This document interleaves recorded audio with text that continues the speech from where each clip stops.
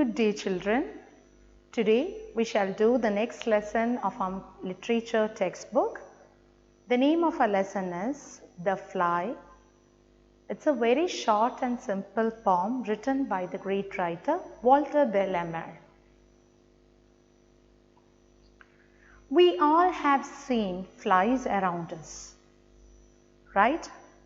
We have seen them flying in the air, crawling on the leaves. But have we ever imagined that if we were one among them? No? So, let's imagine that you are in sleep. While you are sleeping, suddenly a fairy appeared in front of you with a wand. Using the wand, the fairy changed you to a fly. When you opened your eyes, you realized that you have become a fly with the wings, and you started to fly with your wings. First, you went to see your mother who was cooking there in the kitchen. We know that all our mothers would be in the kitchen in the morning time especially, right? So you went to the kitchen to see your mother, but when you looked at the mother looked so big to you, unlike before. You remember Gulliver in Lilliput? How was Gulliver to Lilliput's? Gulliver was very big in size the Gulliver was very the Gulliver was a very giant person to Lilliput's, right? Why? Because the Lilliputs were tiny.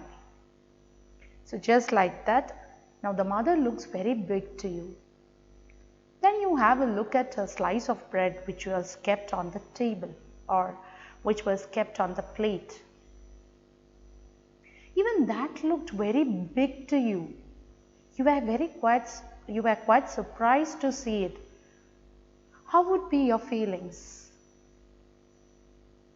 So just like that, a fly feels everything very big to it, as the fly is the tiniest creature. So before we start our poem, let's know a few details about our writer Walter de la Mare.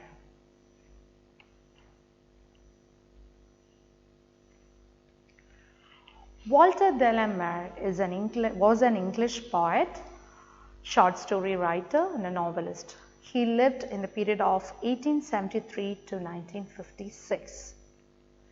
He was well known for his works for children.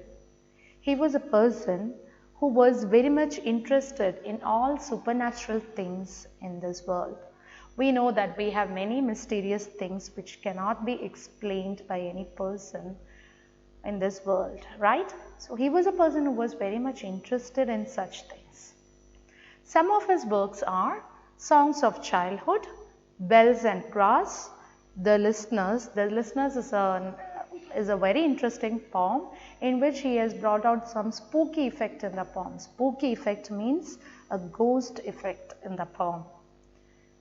Now the next one is The Wind Blows Over, and so on. Now please take page number 34 in the textbook and listen as I recite. First I'll recite the poem to you and then explain line by line. As I recite, please pay attention to it. Okay? The Fly, written by Walter de la Mare. How large unto the tiny fly must little things appear! A rosebud like a feather bed, its prickle like a spear, a dewdrop like a looking glass, a hair like golden wire, the smallest grain of mustard seed as fierce as coals of fire, a loaf of bread, a lofty hill, a wasp, a cruel leopard, and specks of salt as bright to see as lambkins to a shepherd. Now the poem starts with the first line, how large unto the tiny fly must little things appear. How large it looks to the tiny fly, unto means to. How large it looks to the tiny fly, even the little things appear in front of it. A rosebud like a feather bed. We know how a rosebud is. It's very beautiful to see, right? And it's very soft too. So a rosebud looks like a very big furniture to the fly, like a bed to a fly. Now it looks like a feather bed because as the rosebud is very soft, it looks like a feather bed to the fly. Feather bed means a bed which has a mattress stuffed with feathers. That also would be very soft, right? So a rosebud which is very soft, it looked like a feather bed to the fly. Its prickle like a spear. Prickle means thorn. The thorn of the flower, we know there would be thorns of the rose, right? The prickle of the flower, the thorns of the flower look like a spear. Spear is a weapon. It's a long weapon with a pointed tip. So the thorn, which is very small in size, it looked like a long weapon to the fly. A dewdrop like a looking glass. Have you seen dewdrop, children? When it rains, we can see a dewdrop on leaves or flowers, right? So in the picture also they have given a dewdrop. They have drawn a dewdrop on the flower. So a dewdrop is a very pleasing sight. So a dewdrop, it looked like a looking glass. Looking glass means it looked like a mirror. It looked very big to the fly, like a mirror. A hair like golden wire. Now, a hair, we know how a hair is, it's very thin. A strand of hair which is very thin, it looked like a golden wire. It looked like a very thick wire to the fly. Now, why the writer has said it as golden wire is, the poet is talking about the people who has golden hair. So, a strand of hair, a single hair looked very thick like a golden wire. The smallest grain of mustard seed, as fierce as coals of fire. Have you seen mustard seed, children? If you haven't seen, you better go to the kitchen and find out. Mustard seed is very tiny thing which we use to flavor curries. So the seed inside it, that's also very small. It's yellow in color. So it's a very small mustard seed which is yellow in color. It looks like a coals of fire. Coals of fire means chunks of burning fire. It looked very big to the fly, like a burning fire, and it felt very hot and dangerous. It looked as fierce as coals of fire, right? As fierce as means it looked as hot and dangerous. Fierce means hot and dangerous. So it looked very hot and dangerous to the fly, just like how coals of fire is. A loaf of bread, a lofty hill. A loaf of bread means it's a long piece of bread which is not sliced. So a complete bread, a full bread, an uncut bread. It looked like a lofty hill. A lofty hill means a very high and grand hill. It looked like a landscape to the fly, like a hill to the fly. A wasp, a cruel leopard. A wasp is a poisonous insect. Maybe you know it. I am very scared of wasp. So wasp is an insect which is yellow in color with black stripes. So a wasp, which is a very poisonous insect, a dreadful insect, it looked like a cruel leopard. How does leopard look like, children? Yes, it's yellow in color with black spots on its body, right? So just like a leopard, a wasp looked very dangerous or very cruel to the fly. It looked like a wasp was like a cruel leopard, as if it is about to attack the predator or a person. And specks of salt as bright to see as lambkins to a shepherd. Specks of salt means we know how salt looks like. It's an ingredient with too many white spots, right? So specks means very small spots. So the specks of salt was very pleasing sight, was very bright to see to the fly, just like how lambkins to a shepherd. Lambkins means young lambs. So just like how young lambs were to a shepherd, it was very bright to see to the fly. It was just like how a flock of lambkins were moving. It was a very bright and pleasing sight to the fly, just like how lambkins were to a shepherd. Now this is the last line of our poem. Now I would like to draw your attention to the poetic devices, the main poetic devices the poet has used in this poem.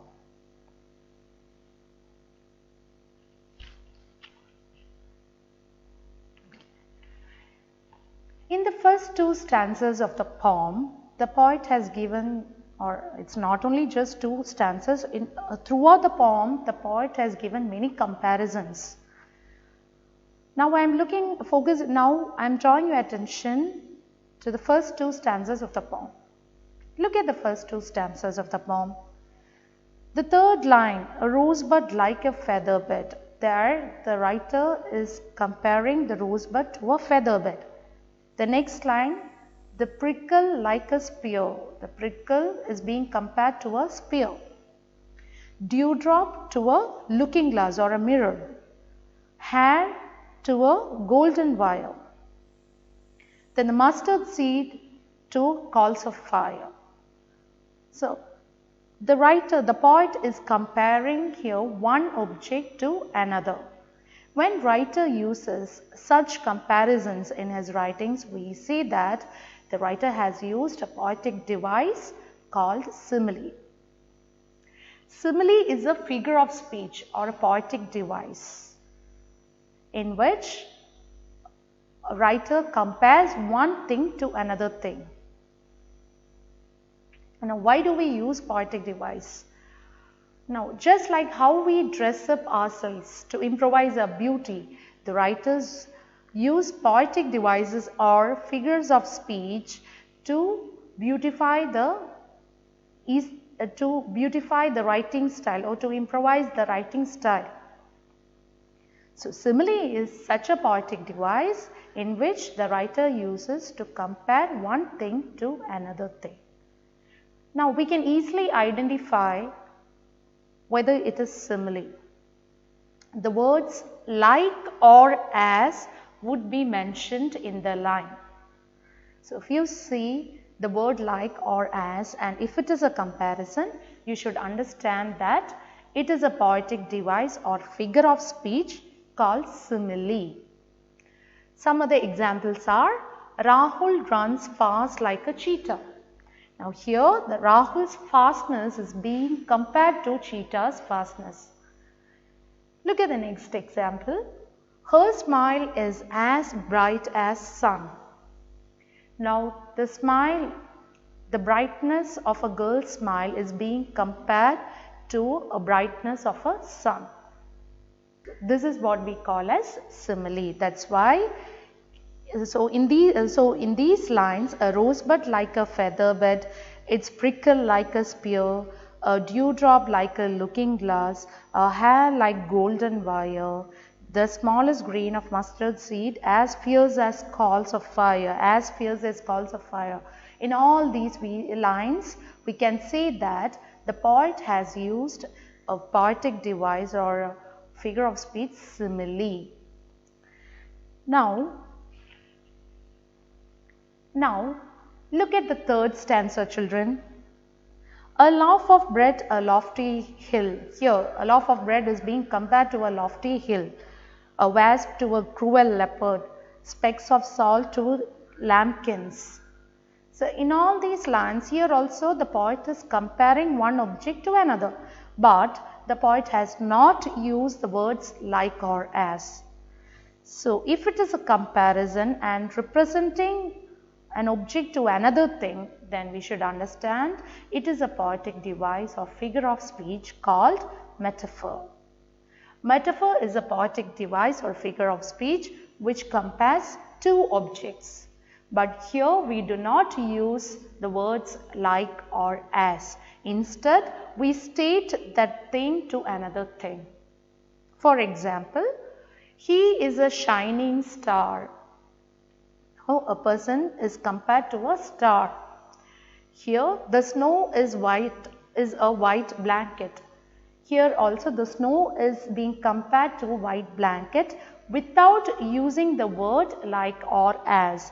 Instead, we are saying that the snow is a white blanket. We are representing the thing itself to another thing. Understood?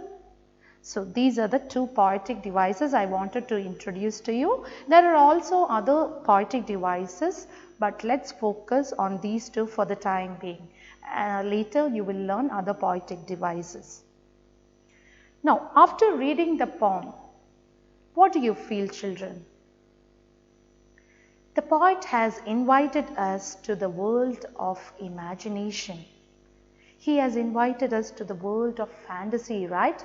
He has taken our attention to the small and simple objects around us, and he has tried to bring out a different view, which was very small and simple things which are unnoticed or which are insignificant to us. He represents those things as very beautiful and powerful things, right? So the poet is trying to tell us that the beauty or the size of the object depends on a person who looks at it. For us, specks of salt is a very minute, very small, very tiny object, right? Or mustard seed is very tiny thing.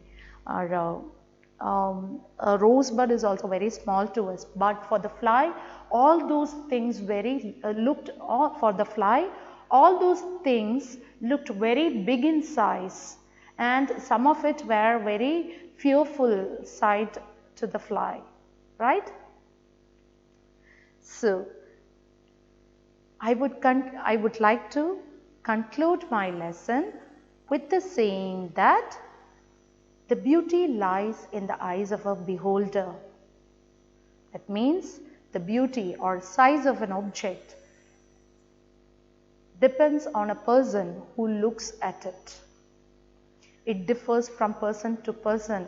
The things which are beautiful to me may not be beautiful to you. The things which are ugly to me may not be ugly to you. It differs from person to person. So this is the beautiful message the writer has tried to give us. Hope you all have enjoyed the class. We'll see you in the next class. Thank you.